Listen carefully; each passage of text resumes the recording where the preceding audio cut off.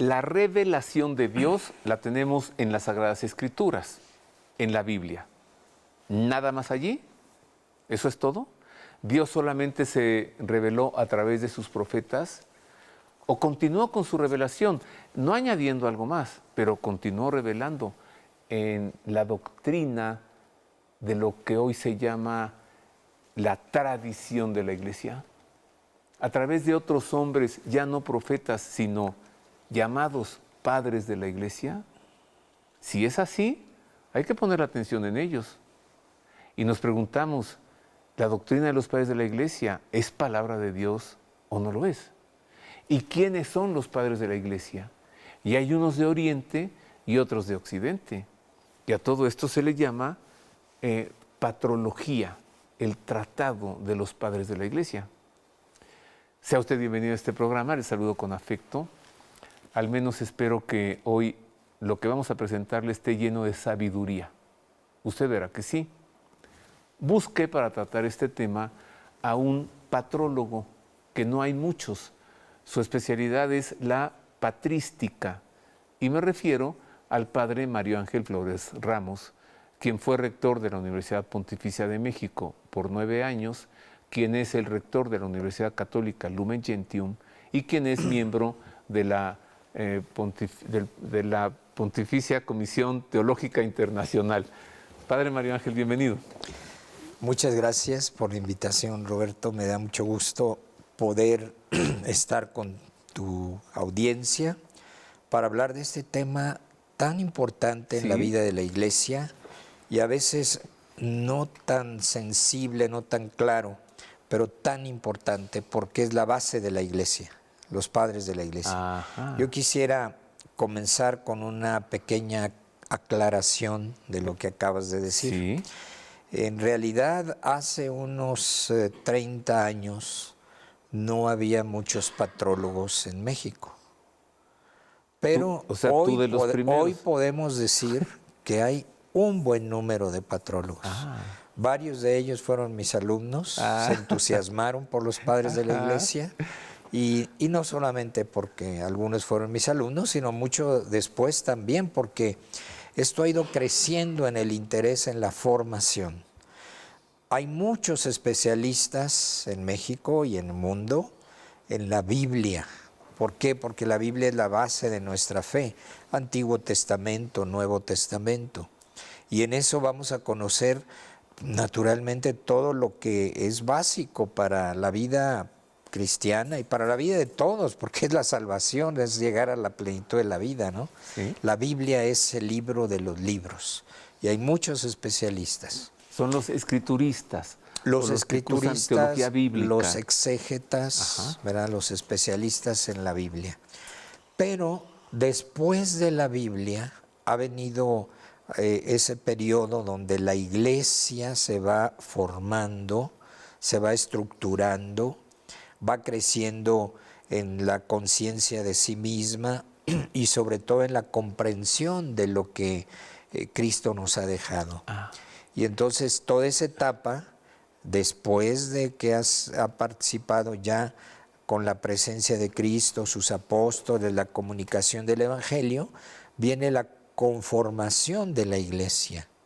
Y esa es la etapa que llamamos los padres de la Iglesia, los que han estado en los primeros siglos, que la han construido básicamente de dos formas, dando testimonio con su propia vida. Es la época del martirio, de los mártires. Y como decía uno de aquellos autores, el tiempo de los padres de la Iglesia, Tertuliano, la sangre de los mártires es semilla de cristianos. La Iglesia nace en el testimonio entregando la vida por Cristo y por el Evangelio y cambiando al mundo en ese testimonio. Y la segunda forma es comprendiendo y comunicando mejor lo que Jesús nos ha dejado. Ir poco a poco comprendiendo y comunicando, hasta llegar a lo que hoy conocemos como todo lo que es la vida propiamente católica, ¿verdad? La vida celebrativa, la vida de proclamación de fe. ¿Qué quiero decir con esto? Pues la liturgia, la Eucaristía, básicamente, que ha sido desde el principio el centro de todo, se ha ido desarrollando hasta consolidarse plenamente. Y lo segundo, llegar a la unificación y clarificación de la fe en el credo.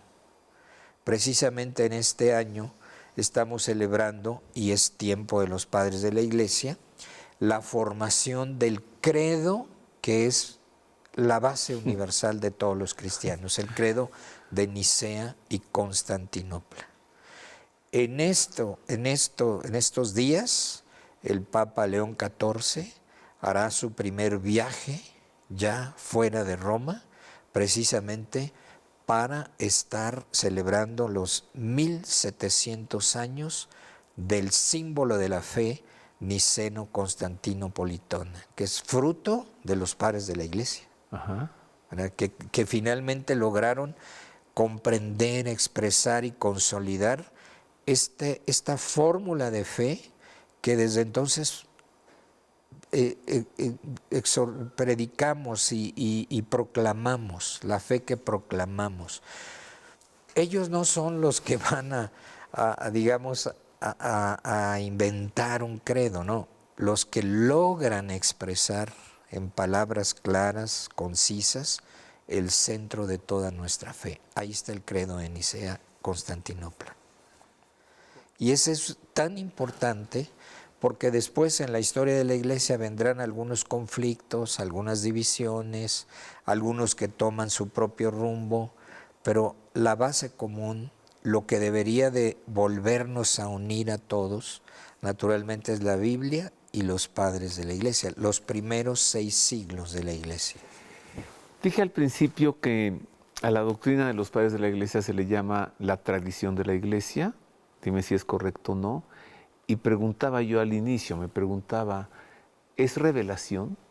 La doctrina de los padres de la Iglesia se puede considerar revelación de Dios, pero luego tú dijiste una palabra que me hizo pensar en que ellos han interpretado la revelación. Así es. ¿Cómo armas esto?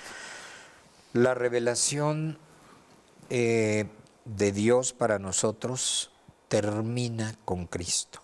Ajá. Él es el gran maestro de todo lo que debemos conocer, por eso Él es el culmen de la revelación de Dios para nosotros. No hay nada más después Ajá. de Cristo. Todo lo que podamos saber está en Cristo. Y lo que nos queda a nosotros son 2 cosas: comunicarlo y segundo, entenderlo. Interpretarlo. O interpretarlo. Okay. Pero Ajá. eso interpretarlo es entenderlo, ¿verdad? Ajá. Decía Jesús a sus discípulos, bueno, yo ya les he dicho todo, pero todavía no lo pueden comprender. Sí. El Espíritu sí. Santo les recordará y les ayudará a entender.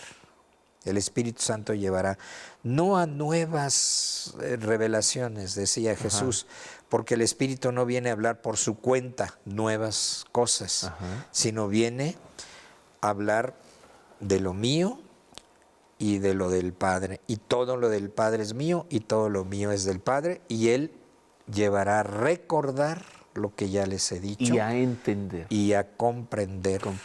Lo que yo les he dicho. Entonces, la revelación terminó con Jesús. Los padres de la Iglesia entonces comprenden, interpretan y explican lo revelado por Dios en Jesucristo. ¿Sí? Déjame hacer una pausa. Es breve, claro. A ver si es así. Que el patrólogo nos lo diga. Y también le voy a preguntar al padre Mario Ángel Flores. No le voy a preguntar, le voy a pedir pues que le pase lista a algunos padres de la Iglesia, ¿no? A San Juan Crisóstomo, a Crisólogo, a Orígenes, a San Cirilo de Alejandría, a San Agustín. Bueno, eres el que sabe, que nos los presente, los de Oriente y los de Occidente. ¿Y por qué esa división? Y que nos los ubique en su tiempo. Vuelvo con esto después de una pausa.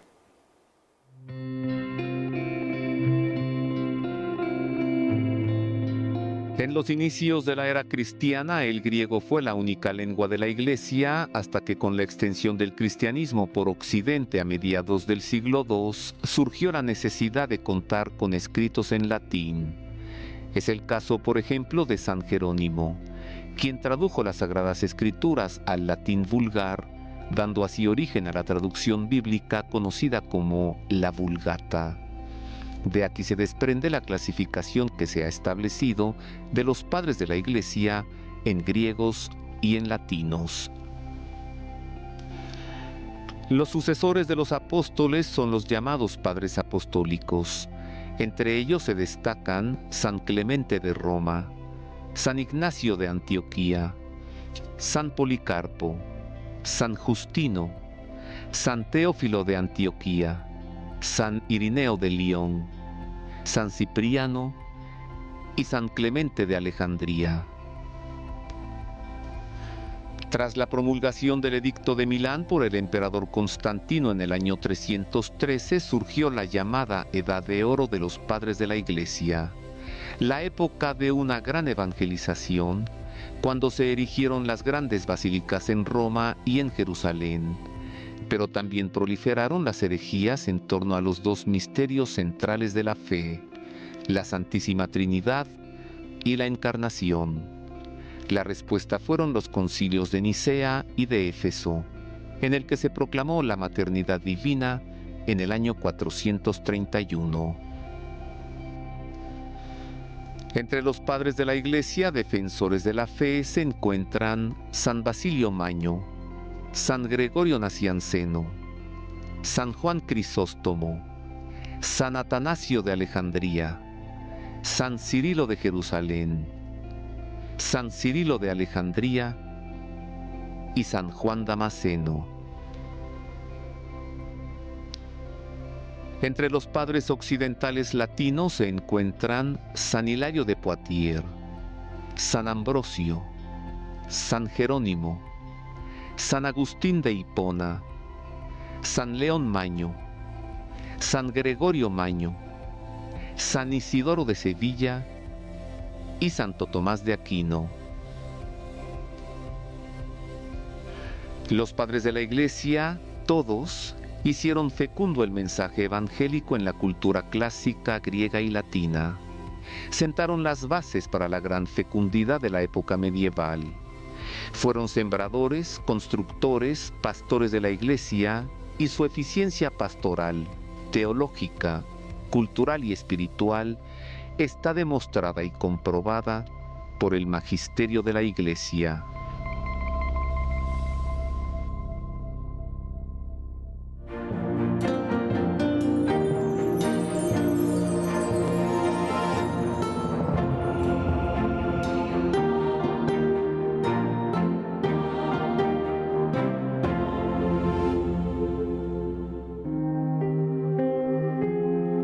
Uno de los 4 padres de la Iglesia Latina y uno de los 36 doctores de la Iglesia Católica es San Ambrosio, el gobernador del emperador romano para el norte de Italia, que se convirtió en obispo de Milán y que venció a los herejes arrianos que se habían radicalizado en su diócesis.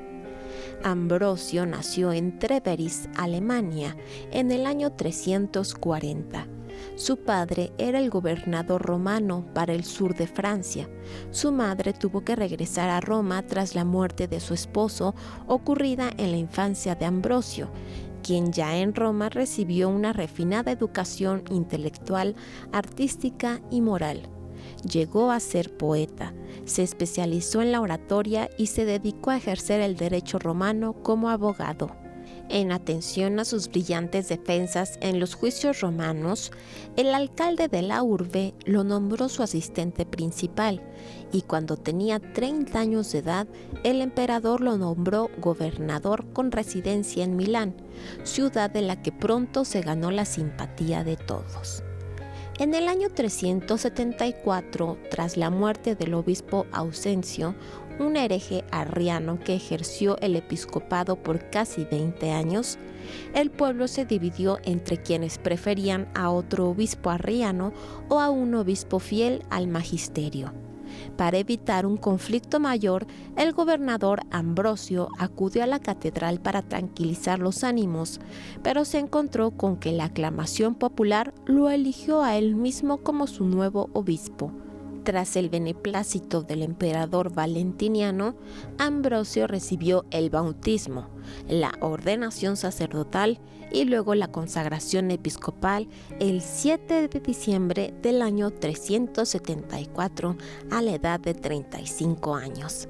Repartió sus riquezas entre los pobres y cedió a la iglesia sus bienes inmuebles, aunque conservó una renta para su hermana Santa Marcelina y le confió la administración económica de la diócesis a su hermano San Sátiro, a fin de consagrarse al ministerio espiritual y entregarse al estudio de la fe en las Sagradas Escrituras y en la doctrina de los padres de la iglesia, principalmente de San Basilio, Orígenes y San Gregorio Nacianceno. Como gran predicador convirtió y bautizó a San Agustín, hizo que el emperador Teodosio se condujera con caridad cristiana, compuso himnos de alabanza y escribió varias obras homiléticas, exegéticas, teológicas, ascéticas y diversos tratados, especialmente sobre la virginidad, la pureza y la bondad de la muerte. Murió el Viernes Santo 4 de abril del año 397, a la edad de 57 años. Sus últimas palabras fueron: he tratado de vivir de tal manera que no tenga que sentir miedo al presentarme ante el divino juez. Su cuerpo fue sepultado el día de Pascua. Sus restos reliquias se conservan bajo el altar mayor de su basílica en Milán, a donde fueron trasladadas en el año 835. Su memoria litúrgica se celebra el 7 de diciembre, fecha de su ordenación episcopal. Continuamos, queridos amigos, ya estamos de regreso. Estoy conversando gratamente con el padre Mario Ángel Flores Ramos. Él es patrólogo, es especialista en patrística y hoy él está teniendo la bondad de explicarnos quiénes son los padres de la Iglesia y en qué consiste su doctrina. ¿Qué diferencia hay entre patrística y patrología? Bueno, eso es ya algo muy especializado, ¿verdad? Aquí no vamos a poner en esos dilemas a nuestros oyentes en televisión, pero es muy sencillo, ¿no? La patrología es el tratado de los padres de la Iglesia y la patrística, teología patrística, es la aplicación de sus enseñanzas a la teología. Ya. Bueno, eso lo entenderán algunos, otros no se preocupen. Pero hay algo que hay que enfatizar de aquello que señalabas, ¿no? De qué hacen los padres, pues comprender y profundizar y comunicar. No, lo primero que hacen los padres de la Iglesia es transmitir, y de ahí viene la palabra transmitir las enseñanzas de Jesús, transmitir el Evangelio. De ahí viene la palabra tradere, entregar. La tradición es yo recibo y entrego, comunico. La tradición es entregar y hacer caminar lo que yo recibí. Ya lo decía así el apóstol San Pablo: yo lo único que hago es comunicar lo que a mi vez recibí. Tradición es esto. No podemos alterar lo que Jesús ha dicho. Si rompemos con la tradición, estamos prácticamente fallando en lo que Jesús nos ha pedido. Comuniquen lo que yo les he dicho. No vamos a comunicar lo que a una generación se le ocurre o porque ahora estamos en el siglo XXI y queremos ser muy modernos, ya no nos interesa. No, la tradición continúa. La Iglesia tiene como elemento fundamental la tradición, es comunicar lo que yo he recibido. Naturalmente, al recibirlo, lo puedo entregar con con un poco de mayor contexto, lo puedo entregar con algo de cultura alrededor, pero el centro es siempre el mismo. Y esto es lo que hace que la vida cristiana sea la misma hoy, 21 siglos después de Cristo. ¿Qué institución puede decir eso? Ninguna otra, ¿no? Ninguna. ¿No? O sea, yo tengo algo que recibí desde hace 21 siglos y no ha cambiado. No ha y cambiado. Es lo que yo enseño. Ni debe cambiar. El problema en la historia de la iglesia es que a veces algunos quieren cambiarlo y entonces se rompe la tradición. Ajá. Y si después siguen en un camino distinto, ya no entregando todo lo que hemos recibido, ese es el problema de la división en la iglesia. ¿Qué es lo que debemos hacer ahora? Y Vaticano II, el siglo pasado, se lo puso como un propósito importante. Vamos a recomponer la unidad de todos los cristianos. Y eso que el Papa hizo, el Papa León,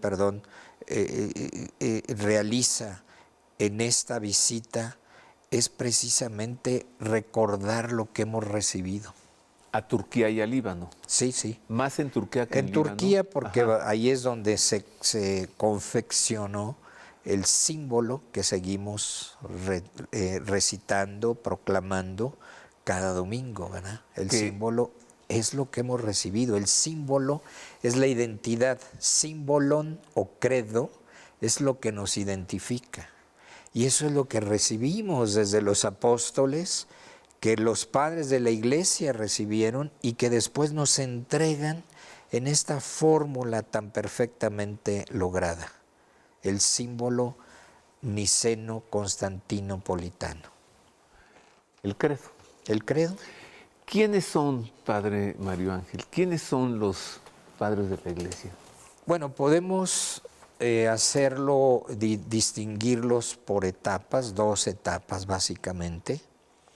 Los que están más cerca de los apóstoles les llamamos los discípulos de los discípulos. Ajá. Porque los discípulos de Cristo tuvieron discípulos.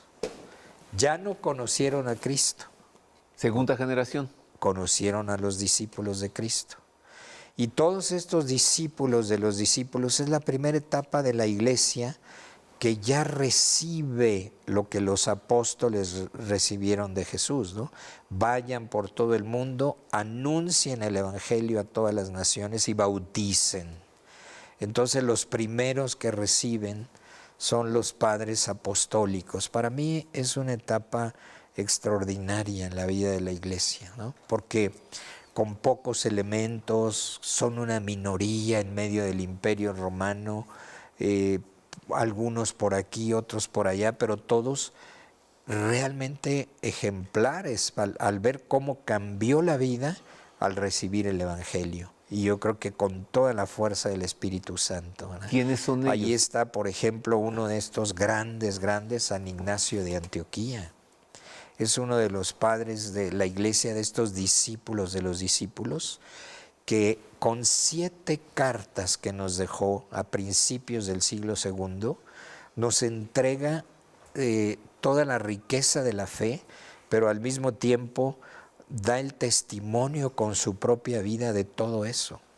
Y cuando es llevado desde la esquina por allá del oriente hasta Roma para ser martirizado, en ese trayecto, en el año 110, él va entregando estas cartas y animando a las comunidades cristianas. No va diciendo, organícense para que no me vayan a hacer nada. No, no, al contrario, dice, yo voy feliz a dar testimonio de Cristo y ustedes fortalezcan su fe, vivan en la unidad y reúnanse alrededor de la Eucaristía, que es la presencia de Cristo para nosotros. Es ese testimonio a principios del siglo II. La Eucaristía es el centro de nuestra vida cristiana porque ahí está Cristo que nos alimenta con su palabra y su presencia, que es la presencia sacramental para la vida eterna. Y Él va a dar testimonio de esto. En su iconografía se le presenta con dos fieras, dos leones. Dos fieras, pero de dos oro. leones, sí. Fue su martirio, porque así, ¿no? su martirio fue en Roma. San Ignacio de Antioquía. De San Ignacio de Antioquía, y tenemos a San Clemente de Roma, tenemos a San Policarpo, otro gran mártir. En toda esta época no son muchos los testimonios, porque ya son muchos los cristianos, pero un padre de la Iglesia es aquel que, además del testimonio personal, nos dejó escritos. Si no, no conoceríamos qué hizo, qué pensaba, qué dejó. Entregó su vida a Cristo, pero nos dejaron escritos. Son los padres apostólicos, importantísimos. Después vendrán los padres apologistas, los que, habiendo caminado ya el Evangelio, y se acerca el Evangelio de los primeros cristianos a la cultura de ese tiempo, y comienza a mediados del siglo II lo que yo llamo, y bueno, yo no solamente yo lo llamo, pero lo enfatizo, es la conversión de la cultura grecorromana a mediados del siglo II. ¿Por qué la conversión de la cultura grecorromana? Porque se convirtieron muchos filósofos, muchos escritores, muchos juristas, muchos oradores, muchos pintores y escultores. Y entonces, cuando llega la conversión de este tipo de personas, es la cultura grecorromana que entra al Evangelio, a la vida cristiana, y que se expresa con el Evangelio. O sea, de pronto Grecia y Roma, el mundo helenístico y el imperio empiezan a conocer a Cristo. O sea, es una irrupción. Una irrupción, y no se necesitaron ni guerras, ni enfrentamientos, ni nada, sino las personas que cambiaron y que eran pintores, escultores, filósofos, abogados, y ahora son cristianos. Ajá. Y entonces es la cultura que ahora es cristiana, porque un abogado comenzará a ser un defensor del cristianismo y del Evangelio. Un pintor comenzará a hacer tomando como inspiración a Cristo, a hacer sus imágenes de Cristo, el buen pastor, el escultor a llevarlo. Y lo más importante, un filósofo comenzará a pensar, y es lo que hace, por ejemplo, una universidad en nuestros tiempos, ¿no? ¿Por qué estudian filosofía? Porque vamos a estructurar nuestra mente, nuestra capacidad de conocimiento, de razonamiento, pero para entender lo que Jesús nos ha enseñado. Y entonces viene la teología.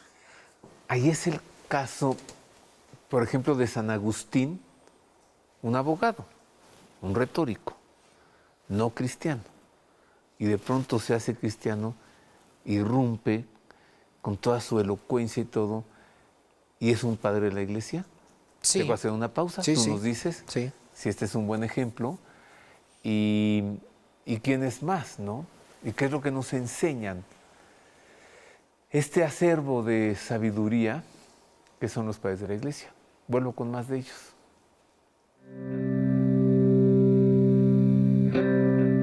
San Atanasio, padre y doctor de la Iglesia, nació en el año 295 y murió en el 373 en Alejandría, Egipto. Conocido también como San Atanasio el Grande o Atanasio de Alejandría.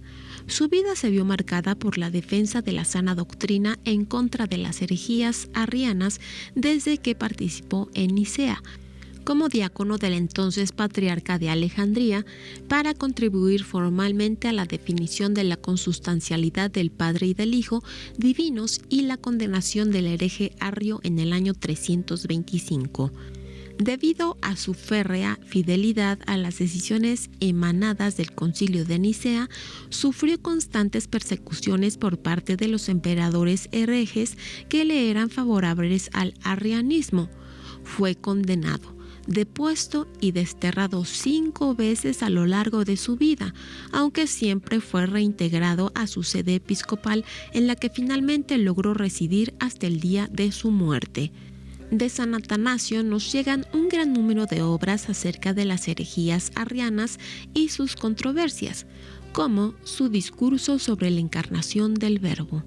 También es autor del documento más importante del cristianismo primitivo sobre el monacato, que es su famosa Vida de San Antonio, aunque su mayor legado teológico se centra en demostrar la realidad de la redención por la encarnación de Jesucristo, verdadero Dios y verdadero hombre, la independencia de la Iglesia, de la autoridad política y la consubstancialidad de Dios Padre, del Verbo encarnado y del Espíritu Santo.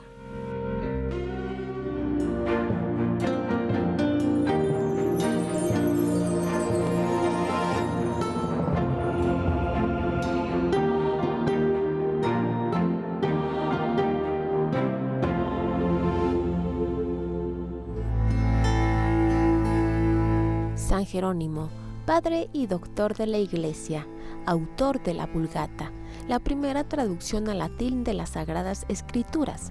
Nació en el año 341 en Estridón, ciudad ubicada entre Dalmacia y Panonia.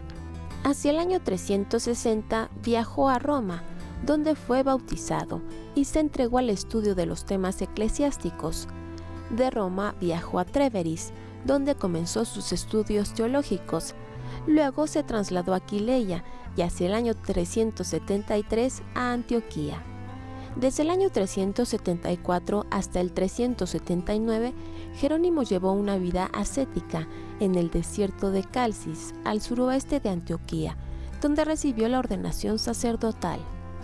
Entre los años de 380 al 381 residió en Constantinopla, donde se hizo gran amigo de San Gregorio Nacianceno.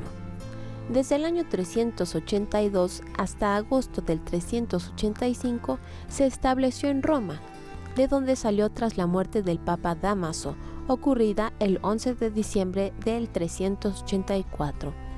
De camino entre Antioquía y Alejandría, llegó a Belén en el año 386.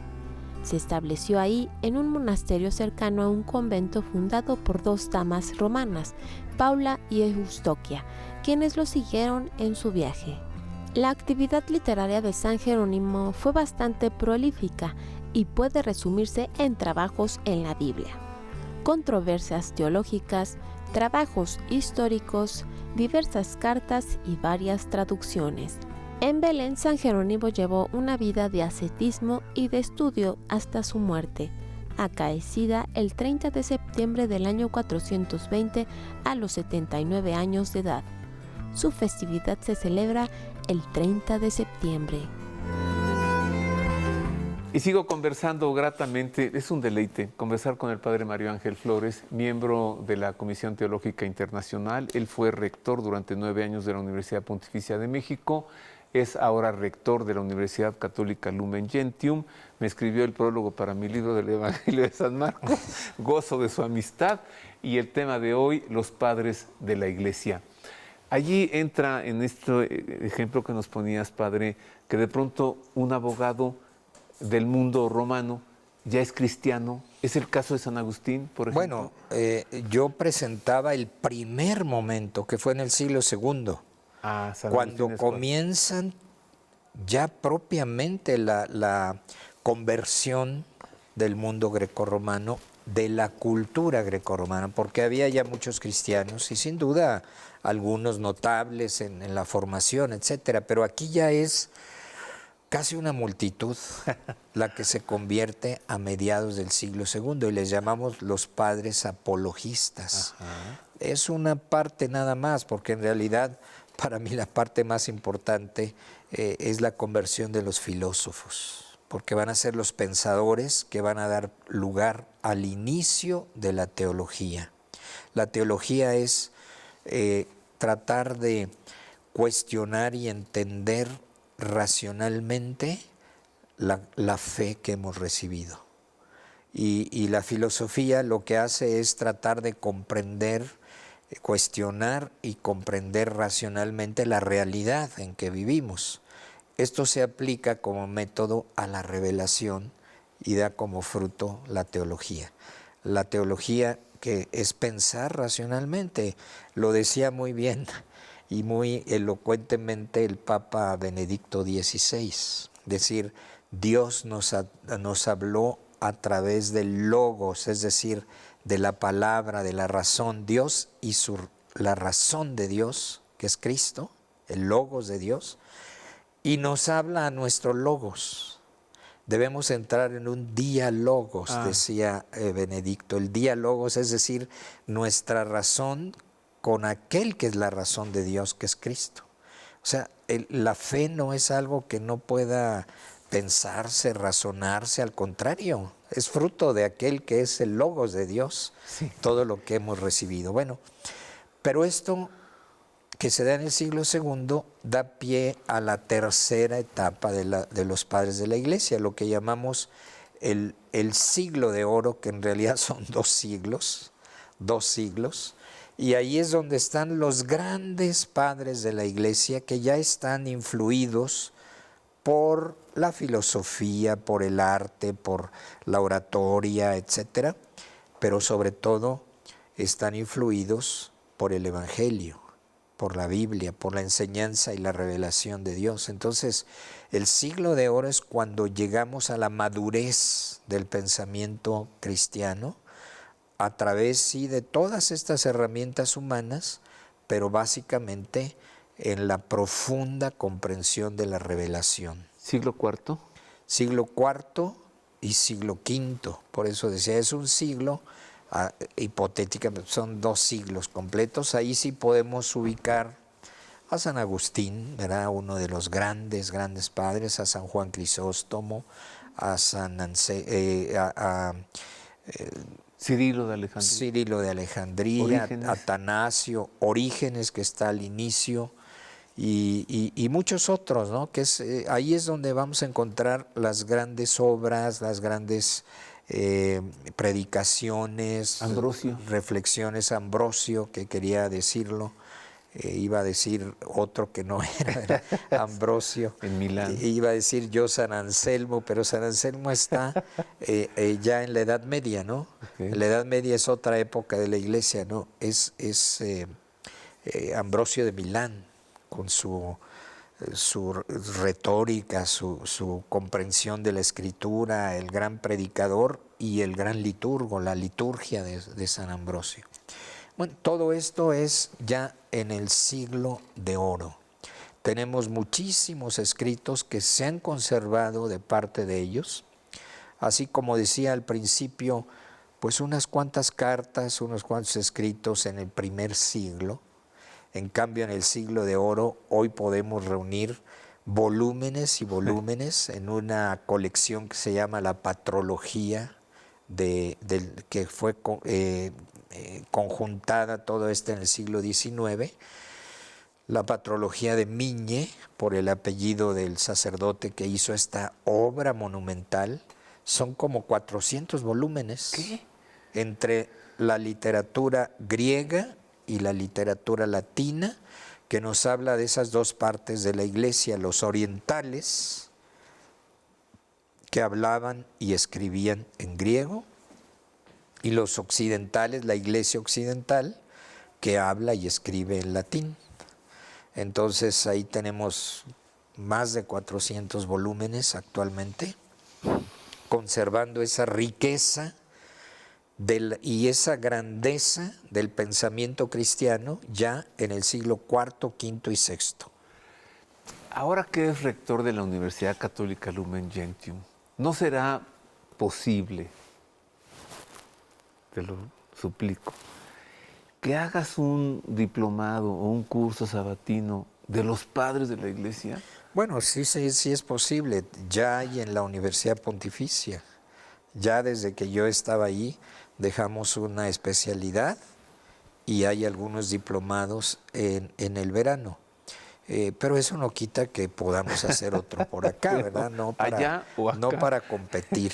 No, en la no vamos a competir, somos aliados. Padre Mario Ángel, en un minuto, más, ¿nos puedes decir así en un resumen o en una reflexión final, qué nos dejan los padres de la Iglesia hoy? Bueno, los padres de la Iglesia nos dejan lo más genuino de la vida cristiana. Para ser verdaderos cristianos hay que ir a las fuentes, lo dijo el Vaticano II.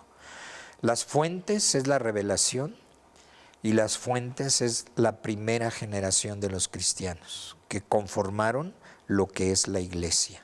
No hay otra forma. Es como un gran edificio y es una imagen de uno de los padres de la Iglesia. Se va construyendo por el Espíritu Santo. Vamos en el piso 21, donde la roca firme es Cristo, los apóstoles, las primeras columnas, y nosotros vamos, no podemos empezar en el piso 21. Vamos en el siglo XXI de la tradición y la base, los apóstoles y los padres de la Iglesia. Muchas gracias, querido Padre Mario Ángel. A ver, una cosita más. Si San Lucas escribió el libro de los Hechos de los Apóstoles, ¿no pudiese ser considerado así como un prólogo a lo que después serán los padres de la Iglesia? Él es el culmen de la revelación, porque retoma todo lo que ha sido Cristo y la predicación de los de los apóstoles. Nuevamente, gracias, Padre Mario Ángel. Gracias. El Padre Mario Ángel Flores Ramos, rector de la Universidad Católica Lumen Gentium, miembro de la Comisión Teológica Internacional y pues rector emérito de la Universidad Pontificia de México y además pues ya ve usted, patrólogo. Gracias por el favor de su atención, le abrazo, le deseo que Dios le guarde. Gracias.